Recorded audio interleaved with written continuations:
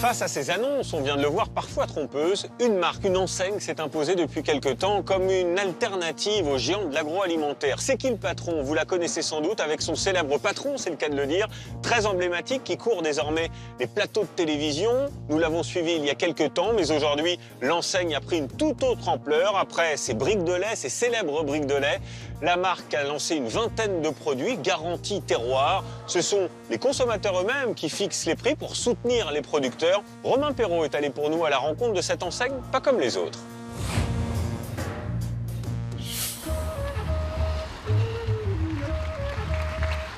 Pour les élèves d'HEC, la prestigieuse école de commerce, mettre à l'honneur chaque année les poids lourds de l'économie française est devenu une tradition. Pour ma première, je crois que je fais pas mal. Canal+, Lacoste, Leclerc, ce n'est pas l'un de ces mastodontes qui va rafler la mise aujourd'hui. Mais cet homme jovial est un peu dissipé. Sans plus attendre, le vainqueur, c'est qui le patron? Faut les applaudir. C'est qui le patron? La marque des consommateurs, créée par Nicolas Chaban. Un entrepreneur atypique qui ne se déplace jamais sans une brique de lait, le symbole d'une incroyable réussite commerciale.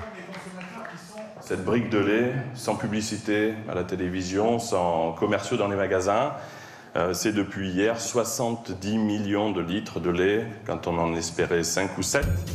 Cet autodidacte de 49 ans est en passe de réussir un pari un peu fou. Voilà, c'est symbolique et important pour nous qui est tout le monde. Merci en tout cas d'avoir... Grâce à lui, ce sont désormais les consommateurs qui décident à la place des marques.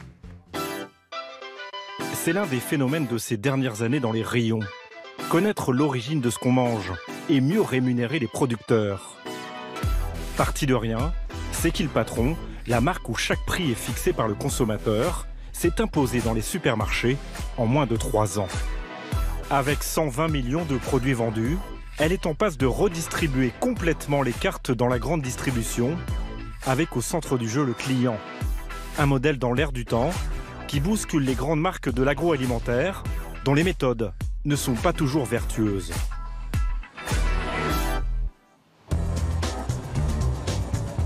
Depuis l'émergence de la marque, acheter ces produits est devenu un réflexe pour des centaines de milliers de consommateurs, comme Emmanuelle Lassène, une pionnière.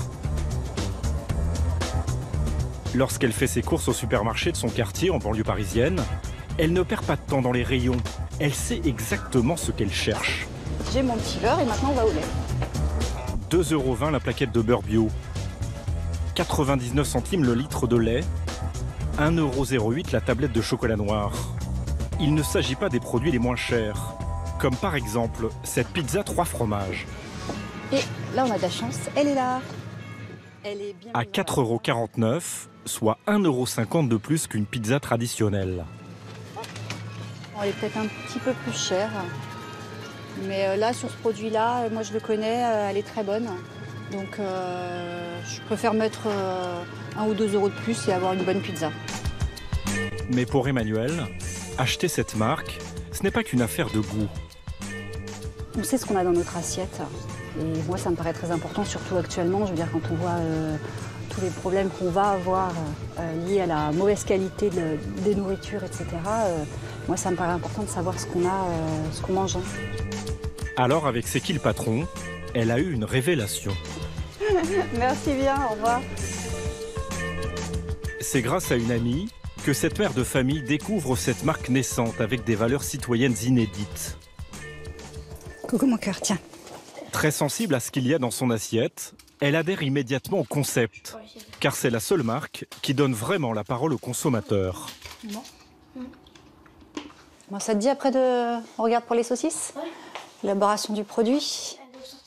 Au lieu de passer son temps sur sa console vidéo, Alexis, 12 ans, préfère aider sa mère à un drôle de jeu en ligne. Dans quelques mois, la marque va lancer sur le marché des saucisses. Ce sont les consommateurs qui vont décider de leur fabrication. Un questionnaire à choix multiples sur Internet permet de définir le cahier des charges. Pour ces saucisses, le prix de départ est fixé à 2,97 €. Il va évoluer en fonction des réponses de la mère et du fiston. Origine des porcs, la France, hein? Oui, ça paraît... Pratique. T'as vu le prix? Ouais. On est passé de 2,97 à 3,04. Ouais. Le prix augmente de quelques centimes seulement.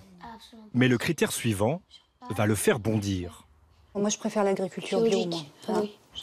L'élevage des porcs, biologique, sur paille et sans antibiotiques, la barquette passe alors de 3,04 € à 5,33 €. À ce stade, ça commence à faire beaucoup pour Emmanuelle.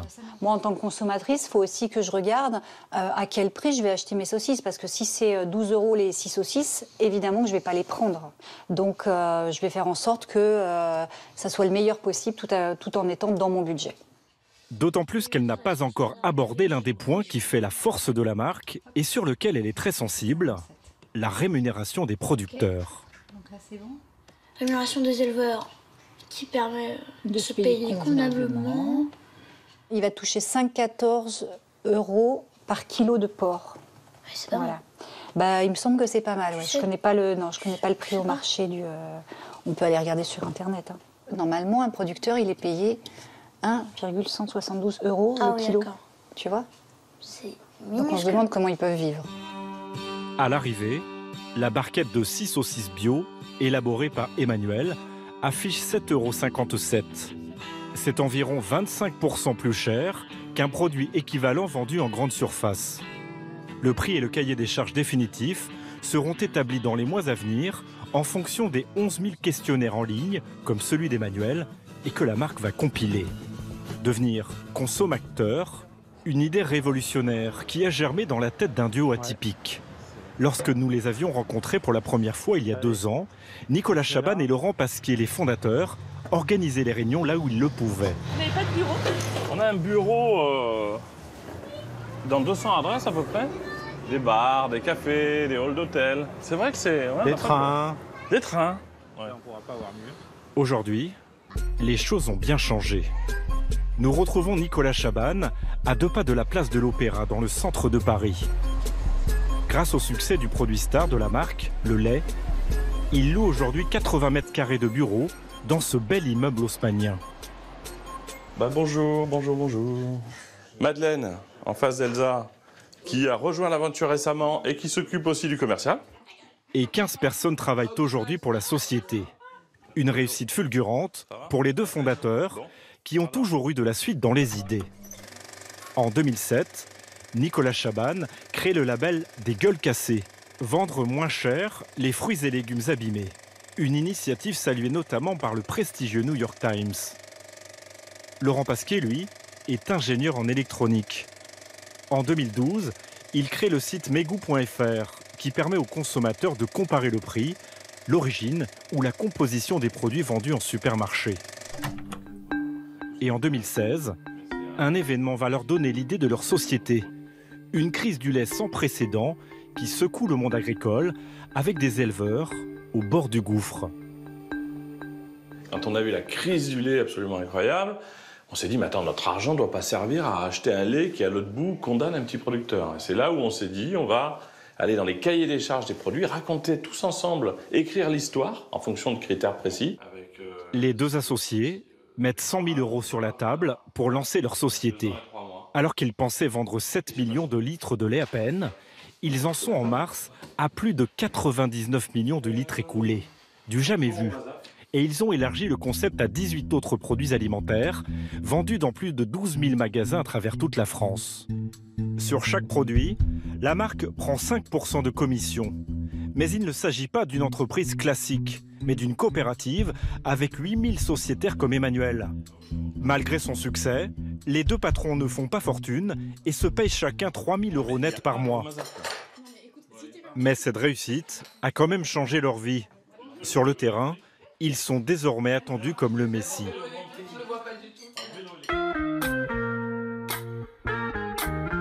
Comme ce jour-là, dans le sud-ouest, près de Dax. Bonjour, Laurent Pasquier. Bonjour. Pierre-Adrien Ciotat est éleveur de poulets en plein air. Avec le cours actuel de la volaille, il ne s'en sort pas. Un poulet label Liberté est à peu près 1,05 € de marge, parce qu'on parle de marge. Il faut savoir qu'une fois tout payé, il nous reste à peu près 35 centimes par tête. La seule production de poulet, label Liberté aujourd'hui, ne me sortirait pas un salaire convenable pour pouvoir vivre. Ces poulets labellisés lui rapportent difficilement 500 € par mois. Alors l'éleveur espère produire des poulets pour la marque. Mais avant, Laurent Pasquier veut s'assurer que le cahier des charges de sa marque sera respecté. D'abord, il vérifie si les volailles sont élevées en plein air avec un parcours suffisamment grand pour gambader. Ça, c'est Liberté ici. Hein. Oui.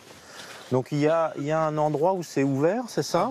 Ça fait plaisir de les voir tous dehors comme ça. Ouais. C'est peut-être pas tous les jours pareil, c'est que là il fait beau aussi. Même quand il pleut, elles s'abritent sous les arbres.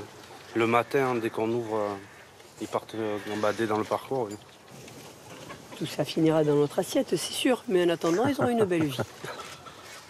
Ils souhaitent ensuite jeter un coup d'œil à leur alimentation, qui, selon le cahier des charges, doit être exclusivement composée de minéraux, de végétaux et de céréales. Pour l'alimentation, c'est des assiettes. Une visite au pas de charge, car l'essentiel du travail reste à faire, négocier le prix du poulet. Mais ce n'est pas avec cet éleveur qu'il va discuter. Tout va en fait se jouer à quelques kilomètres de là. Bonjour. Bonjour Paul, vous allez bien? Bonjour. Laurent Pasquier a rendez-vous avec des représentants de la coopérative de poulets, à laquelle l'éleveur appartient, pour une négociation pour le moins atypique. On n'imagine pas, quand on est salarié, avoir son salaire qui va varier en fonction des cours du marché. C'est impensable. C'est la même logique qu'on souhaite pour vous les producteurs. Ça nous dépasse quand même. Hein. Autour de la table, on a l'air un peu sceptique. Mais très vite, ces producteurs comprennent qu'ils sont dans une situation inédite. Contrairement à ce dont ils ont l'habitude face à la grande distribution, Laurent Pasquier va leur demander de fixer eux-mêmes le prix. Pour une rémunération plus juste, qui vous permettrait de mieux vivre, ce serait quelle rémunération? 10 centimes. Plutôt 10 centimes d'écart? La réunion prend rapidement des allures de salle des ventes.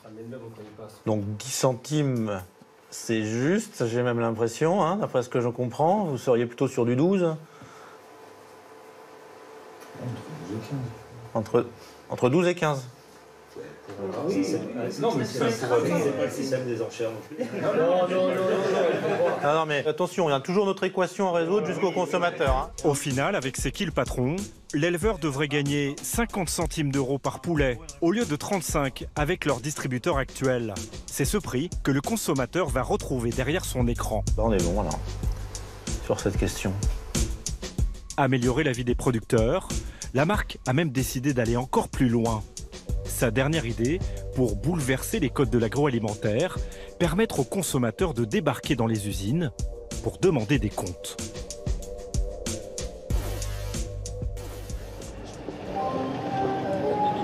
« 6 h du matin, gare de Lyon.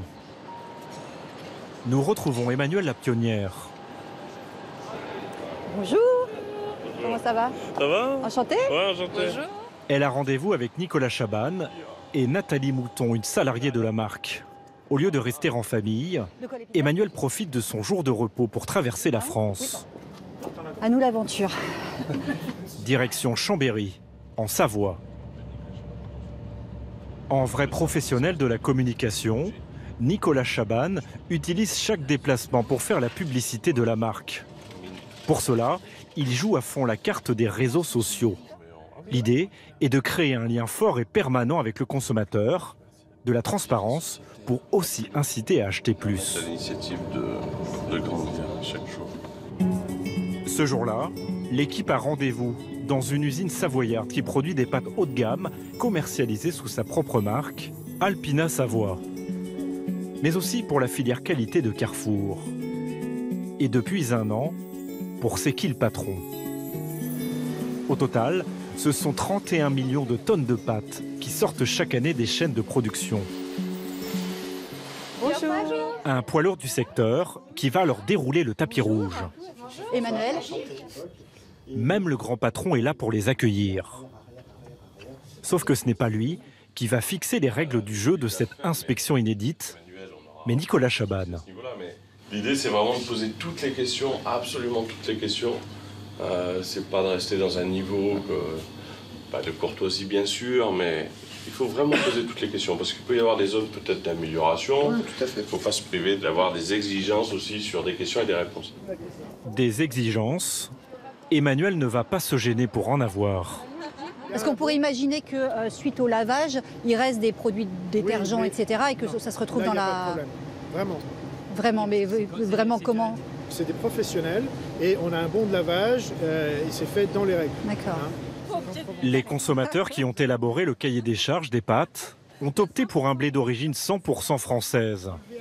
Comme des inspecteurs de la répression des fraudes, ils veulent s'assurer de sa traçabilité et vont exiger tous les papiers qui vont avec. Nous, savoir que ça vient bien d'un seul et même silo qui est 100% français, Alors, pas là- mélangé avec un peu de d'ailleurs. Alors avec le blé, il y a tous les documents de traçabilité.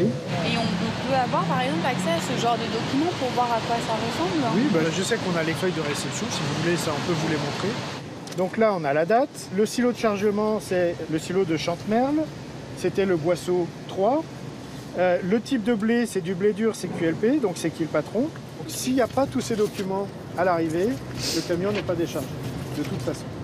1 heure d'inspection en toute transparence. Mais avant de repartir, Emmanuel tient absolument à aborder un point essentiel pour elle, la rémunération des agriculteurs qui fournissent cette usine de pâtes. Elle va leur profiter de la pause déjeuner pour vérifier les factures d'achat. On va parler argent, c'est ça? Les agriculteurs qui fournissent l'usine sont-ils bien payés? Le prix décidé par les consommateurs. Et là, le prix à la tonne actuellement du blé, il est de combien sur le marché? En blé dur? Ouais. 210. Ouais, donc clairement 260 euros tonne pour vous, il y a quand même un... Voilà. Ici, ils sont rémunérés 50 € de plus par l'usine, soit 260 € la tonne de blé. C'est bien ce montant qui a été fixé à la base. Une confiance rétablie entre un fabricant et ses clients grâce à la vigilance d'Emmanuel et d'autres consommateurs. Merci beaucoup, au revoir, à bientôt. Ce modèle inédit donne évidemment des idées à ceux que la marque est venue bousculer au tout départ, les géants du lait. En juillet dernier, Sodial, la plus grande coopérative laitière de France, décide aussi de se lancer sur ce créneau en commercialisant via sa filiale Candia une bouteille, les laitiers responsables. Bénéficie d'une meilleure rémunération garantie. Des vaches qui pâturent elles aussi au moins 150 jours par an et nourries sans OGM. Des éleveurs qui gagnent mieux leur vie et qui posent fièrement sur la bouteille. Ce lait équitable tient-il toutes ses promesses? Celui-ci est conditionné à Vienne en Isère, dans l'une des 7 usines du groupe. Cette nouvelle gamme de lait fait la fierté de Gérald Saada, le directeur marketing. Il y a une bonne qualité d'impression, on voit bien les engagements. Qui on a là? Là c'est Frédéric. Mais combien gagne le fameux Frédéric, ainsi que tous les autres éleveurs en produisant pour ce géant du lait? C'est Maxime.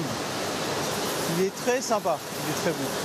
À l'instar de C'est qui le patron, le groupe rémunère ses éleveurs sur chaque bouteille de lait responsable produite. Sur chaque bouteille laitière responsable, il y a 40 centimes garantis qui vont aux éleveurs. Un prix du lait relativement standard, moyen, on est plutôt dans les 34 centimes du litre. 40 centimes par bouteille pour les éleveurs, c'est 1 centime de plus que C'est qui le patron. Ici, ils seraient donc mieux payés. En fait, cela ne se passe pas exactement comme ça. Ce montant est en réalité redistribué à l'ensemble des 20 000 éleveurs de la coopérative. Il n'est donc pas versé à ceux qui ont choisi de produire un lait responsable. À peine 1% des éleveurs. Est-ce que vous ne pensez pas qu'il y a une confusion possible de la part du consommateur? C'est-à-dire qu'il pense qu'un éleveur touche 40 centimes par litre qu'il produit? Non, parce qu'en fait, on est extrêmement clair sur tous nos supports de communication, que ce soit le packaging, le site internet, l'ensemble des vidéos qui ont été faites, sur le fait que ce lait rémunère les éleveurs à hauteur de 40 centimes du litre. Et c'est vraiment par bouteille vendue. C'est le consommateur qui achète cette bouteille qui va rémunérer l'ensemble des éleveurs à hauteur de 40 centimes du litre. Et donc on ne sait pas combien ça fait par éleveur au jour d'aujourd'hui? Non, on est encore trop tôt dans la démarche pour pouvoir dire ça. Avec ce système de pot commun, sans aucune distinction entre les classiques et vertueux, chaque éleveur toucherait jusque-là 1 € de plus par mois. C'est très peu. Malgré tout, le groupe assure garantir une prime à la poignée d'éleveurs responsables. Au final, ces derniers devraient gagner en moyenne 375 € bruts de plus par mois, contre 1250 € actuellement pour ceux affiliés à C'est qui le patron. On serait donc encore loin du compte. Mais pour ce poids lourd du secteur, il s'agirait également de redorer son image, après avoir été accusé dans le passé de sous-payer ses éleveurs. S'inspirer du modèle de la marque des consommateurs pour se racheter une virginité, d'autres espèrent carrément l'intégrer. Il faut qu'on rentre, il faut habiller lui. Voilà, je sais. Hein. On rentre l'antenne. Ah, mais c'est parti, alors on y va. Hein. On y va. Nous retrouvons Nicolas Chaban à Paris. Depuis quelques mois, le patron a une lubie, créer la première chaîne de télévision des consommateurs sur le web. Il y a une caméra qui va filmer les consos ou pas? Nicolas Chaban a loué un studio avec dans le public des consommateurs de la marque. Pour ce premier talk show, il a invité Jean-Manuel Bluet, le directeur du développement durable de Nestlé, le premier groupe agroalimentaire au monde, un groupe a priori très éloigné du modèle de Nicolas Chaban. Ce directeur est venu avec l'espoir d'obtenir le label C'est qui le patron pour l'un de ses produits, une purée, et il joue gros. Car à l'automne, la purée bio de la marque a fait polémique. Alors que le groupe affirme faire appel à des producteurs locaux, en fait, il s'approvisionne en pommes de terre en Allemagne. Jean-Manuel Bluet va donc devoir être plus que convaincant en présentant la version historique de sa purée. Car là encore, c'est le consommateur qui juge sur pièce. Ce qu'on ne veut pas, nous, côté consommateur, c'est servir de caution à un grand groupe, à une marque, qui viendrait montrer 2-3 petites choses pour qu'on explique à tout le monde que c'est très bien. Ça ne sera jamais le cas. Une fois dans l'arène, le représentant de Nestlé va même passer sur le grill, avec des consommateurs assez dubitatifs. Jusqu'à présent, la démarche de C'est qui le patron, c'était d'aider des producteurs avec un produit, c'est-à-dire le lait, les fraises, etc. Et je ne suis pas sûre que ça sera bienvenu de commencer à traiter avec des grands groupes. C'est une usine qui est en Picardie et l'ensemble des pommes de terre qui permettent de faire la marque Mousseline, c'est 25 km autour de l'usine. L'usine a été construite, alors c'est incroyable, sur une terre qui appartenait à la grand-mère d'un des agriculteurs qui nous livre. Une production 100% picarde, avec des valeurs familiales. Sa purée fleurerait bon l'authenticité. Mais Nicolas Chaban veut s'assurer que Nestlé respectera la démarche de C'est qui le patron. C'est extraordinaire, les grandes marques. Vous faites des choses bien, mais même l'entendre a un côté agaçant. Non mais c'est fou, hein. Nous, on aime bien parler directement aux agriculteurs parce que... problème. Et ça, on le fait systématiquement, d'aller voir des producteurs et puis ils vous diront... Et vous nous laisseriez le faire en toute liberté, sans avoir quelqu'un Nestlé qui regarde et qui écoute. Jean-Manuel Bluet accepte de se plier aux règles imposées par Nicolas Chaban. Et dans quelques semaines, les consommateurs décideront si, oui ou non, ce groupe pourra apposer le logo de la marque sur cette purée garantie 100% locale cette fois. Comme ce géant de l'agroalimentaire, plus de 40 grandes marques veulent elles aussi se faire un jour adouber par les équipes de Nicolas Chaban.